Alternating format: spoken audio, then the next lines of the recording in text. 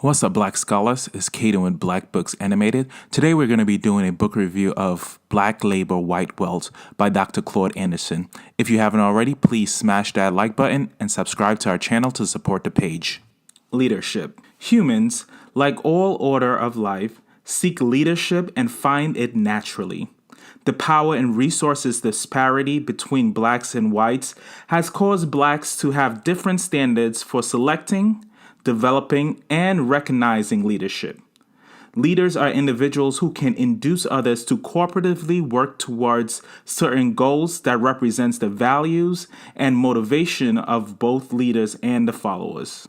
The goal of forming new black leadership is to acquire for blacks in this lifetime economic justice, wealth, power, and equal employment of the rewards and benefits of the American dream. Black people are failing at empowering the community because in a competitive society, there are no mechanisms to give voice to unorganized and inarticulate groups.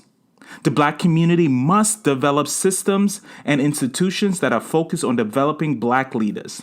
Unless a serious focus is placed on developing black leaders, black people in America will remain uncompetitive in every sphere of influence and power. Point 2. Unjust distribution of wealth.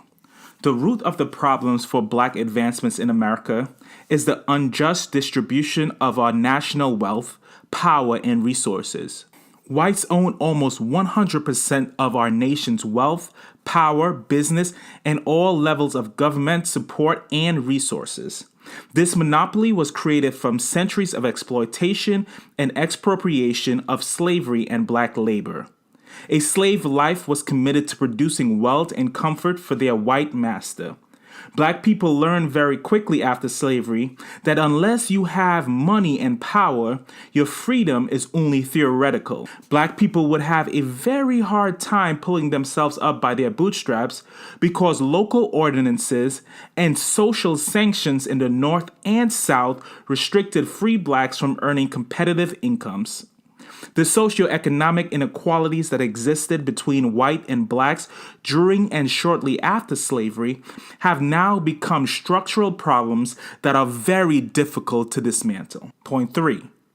Doctrine of unequal exchange. The doctrine of unequal exchange is the practice of unbalanced socioeconomic trade in which weaker parties foolishly trade or are tricked into trading their valued goods, services, or properties for money or items of far less value than what the stronger party is trading. It wasn't only Africa's human capital that was being displaced through slavery. During the same time, its material wealth was also being stolen by Arabs and Spanish Portuguese merchants and traded for low-value fabric items such as iron brass, rings, religious artifacts, and used firearms. In exchange, Africa gave some of its most valuable commodities such as gold, silver, quality leather, long cotton, art objects, black slaves, and ivory. This massive displacement of Africa's human capital and natural resources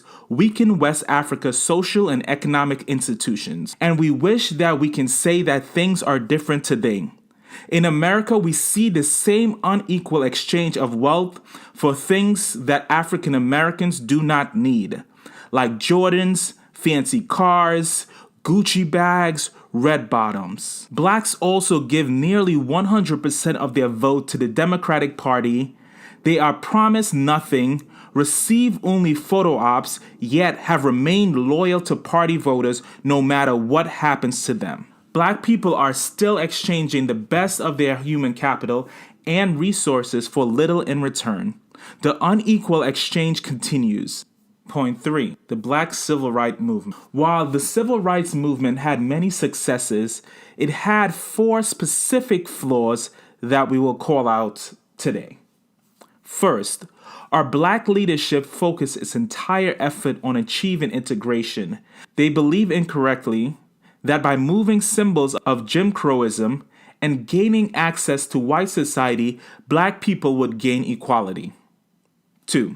Our black leaders failed in dealing with the problems that were caused by Jim Crowism, like the maldistribution and racist control of wealth, power, and resources in America.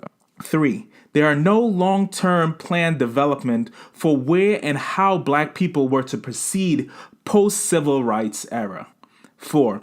Our Black leaders fails to construct a national network of institutions to train new generation of Blacks who would assume the mantle of leadership and implement a national plan for Black empowerment. The combined effect of these 4 major failures left Black civil rights movement with no place to go, no way to get there, and no leadership to take them. Blacks were involved in every aspect of the development of the American nation. We cleared the land and produced the crops.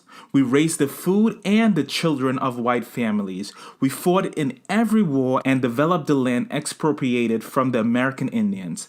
Black produced the wealth that whites in both the old and new world possessed and claimed to have achieved by the sweat of their brow.